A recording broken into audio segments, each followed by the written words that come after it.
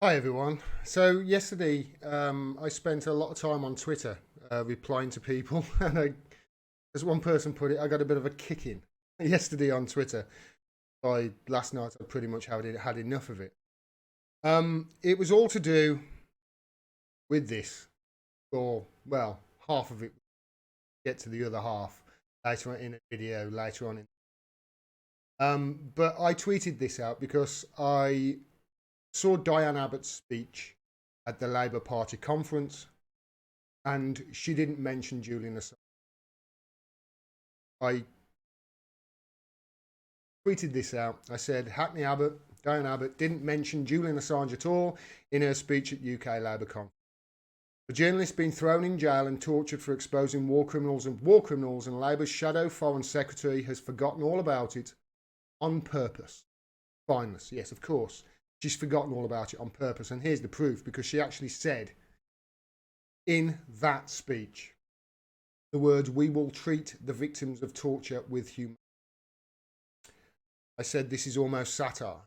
Assange is being tortured right now by a fascist national security state, and Diane Abbott didn't even mention his name. I said, the Labour Party is finished. I'm done with them. Democracy dies in darkness, and they're helping turn out the lights. Going in a lot of trouble for it. Just in case you've forgotten, everybody, Labour MP, this is a fascist act. Home soil. On behalf of a national security state that is out of control right now, acting like the mafia around the world. That's a journalist, a publisher, who was being tortured for years and now thrown in Gitmo for telling the truth when nobody else would. A couple of things. This is Alfred Desayas, human rights and international law expert. He says, we are dealing here with what we term lawfare, misuse of law for purposes of politics, for purposes of injustice. Julian Assange is now a political prisoner. There is no doubt about it. They cannot argue any other way. He is a prisoner. Just as we have said, he has been all along. Now they are keeping him in after his sentence has been finished. The so-called bail. This is what Nils Meltzer said about it. About this. Just in case you've forgotten, Labour, about this act of fascism on soil. He said Julian Assange has been deliberately exposed for a period of several years to progressively severe forms of cruel, inhuman, or degrading treatment or punishment, the cumulative effects of which can only be described as psychological torture. That's Nils Meltzer, the United Nations Special Rapporteur on Torture. You know what a rapporteur is? An expert in their field who can go and report findings on factually in an unbiased way. So I got a lot of crap on Twitter for saying this yesterday. People were saying that I was attacking JC and I'm doing him a disservice. Well, let me tell you something. I used to love Jeremy Corbyn. You know why I used to love him? I think he was great. Well, let me ask you a question. Why do you love him? What's your favourite picture of Jeremy Corbyn that can epitomise why you like him so much? I'll tell you what my picture was. This one. This is the picture that, for me, epitomises Jeremy Corbyn. He stood up for what's right. There. He stood up for the right to demonstrate. He stood up for human rights being abused. He stood up for those who were being oppressed by a state. And he stood up for injustices by a state on individuals. That's why I love him. Because he's on the right side of history. Right now he's not. Because he's not saying anything about Assange. Now, I'll get to that in a minute. I have got a lot to say about this. I want to try and make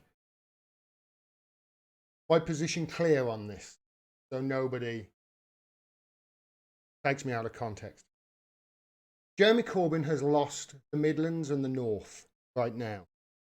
He has lost the Midlands and the North. He won't answer a simple question.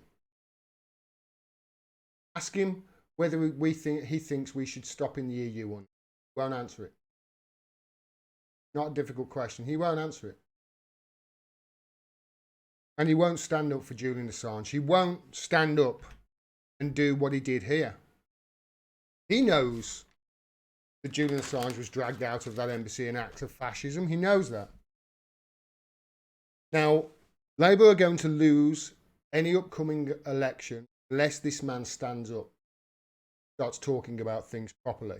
He's going to lose. At the moment, he's got a Brexit position where he's going to get an extension to Article 50, alienating people in the North and the Midlands and elsewhere in the UK. It's not just the North and the Midlands, but it's the North and the Midlands he really needs to hold on to. He's lost them.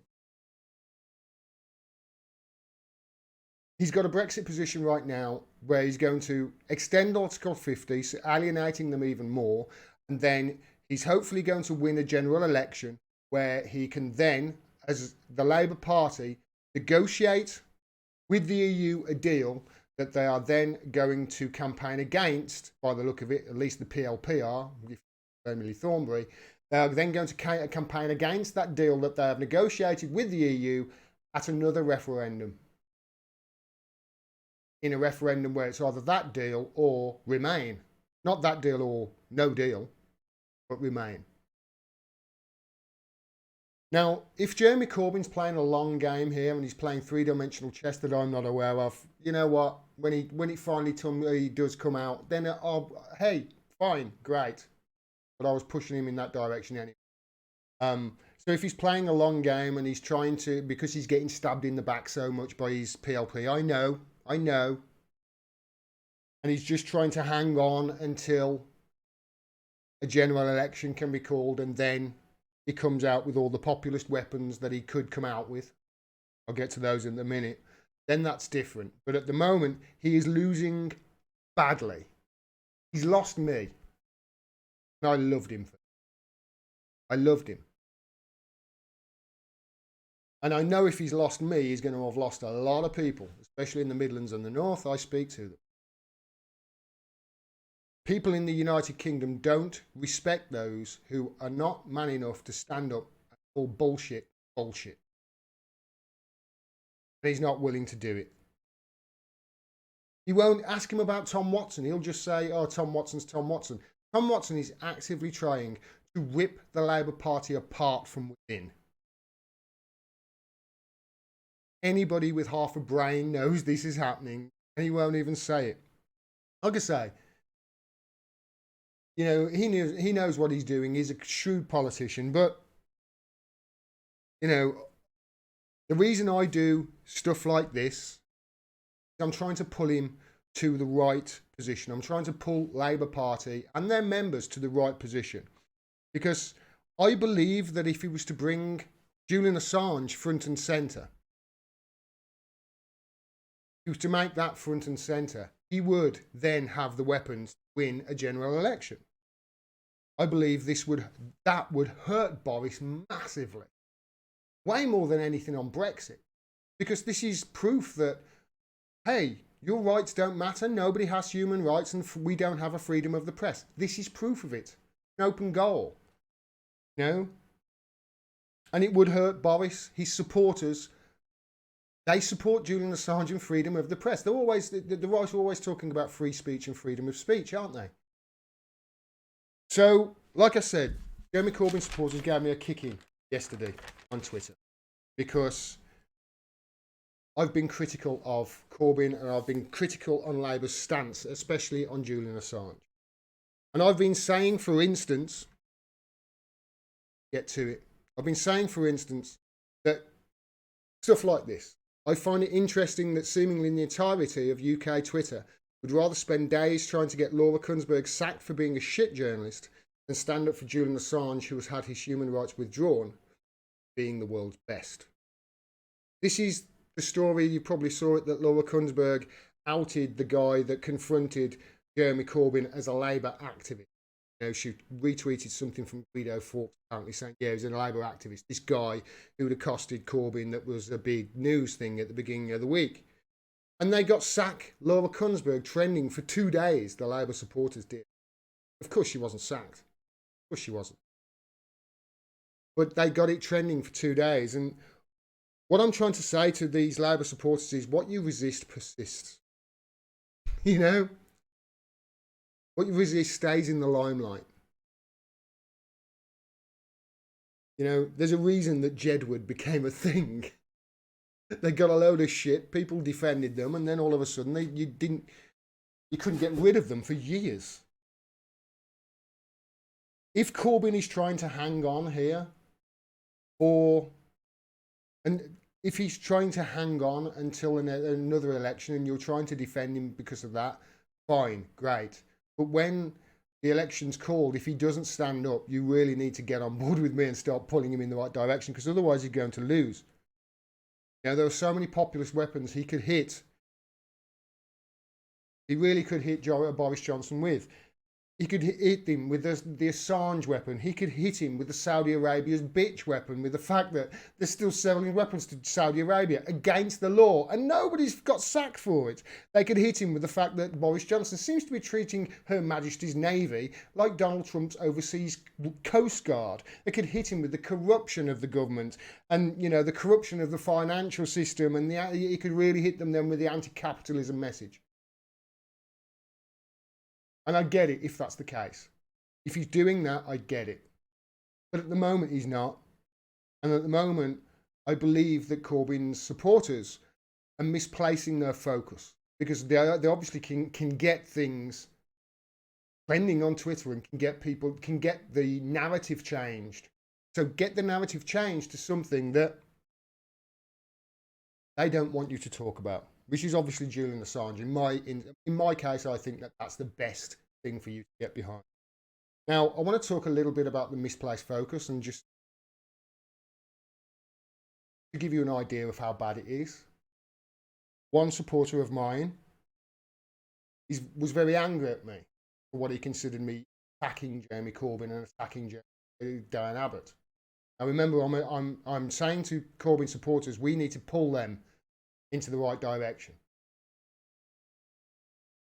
But rather than spend any time, the next half an hour trying to free Assange or trying to do something constructive, he then went and spammed my channel and spammed videos, spammed 8 or 10 videos with the same message, saying that he wanted everybody to pull support for me because he thought that I was being infiltrated by right wing, supported by the right, money from the right. He was trying to actively get people to pull support from me rather than do something positive for Corbyn or positive for us coming after me. It's like, dude, this guy who's followed me for a long time, he knows I've got no money. He knows I'm not rich. He knows I'm doing this on less than £1,000 a month. He knows I've got court appearances coming up in the next few weeks. He knows all this. It's like, seriously, you would rather spend your time trying to get people to pull my support and make me homeless than do something for Julian Assange and get Julian Assange trending on Twitter. To that person, I'll say this, right? I'm trying to save a man who wrote to me from prison and begged me to save his life. Do you remember? I'm trying to create ripples in a pond, a butterfly effect. I'm trying to create any kind of chain reaction which will spark some kind of movement and some kind of, bring really what's important to the fore instead of fucking sacking a BBC editor for doing a stupid tweet. I believe that Labour are the only chance. I believe that Jeremy Corbyn and the Jeremy Corbyn government is the only chance that we have got saving Julian Assange's life. I really do believe that. And I believe that he's messing up badly and he's going to lose. And that's why I do what I'm doing. I am more concerned with freedom of the press and free speech and Julian Assange's life than hurting the feelings of a Jeremy Corbyn. At the moment, Jeremy Corbyn is falling way short, and he's going to lose the next election. And if he loses this election, I think Julian Assange is dead. Because I can't see enough people getting up and making this a big thing. It's going to be handed over to the Americans, and it's going to be killed. If you want to stand up against this, I will be at Belmarsh Prison Saturday the 28th of September. Starts at 2 p.m. We need as many people as possible and the events around. Please be there and show your support for the truth. Whether you support Jeremy Corbyn or whoever you support, it doesn't matter. This transcends left, right, Labour, Conservative, Brexit. It transcends it all. This man's life is at stake here. I'm trying my best to help save it. I'm sorry if that makes you think that I am attacking Jeremy Corbyn and that everybody should pull their funding from me. I'm sorry. But don't you think you're misplacing your energy a little bit by concentrating on me rather than the message that I'm trying to say? We need you to save his life. Help him. Thanks very much for watching. Please make sure you're subscribed and click the bell below for a notification of when I drop videos. Click through to the website to find out ways you can support me. Really can't do this. Thanks very much for your support, and until next time, peace. Take care, everyone.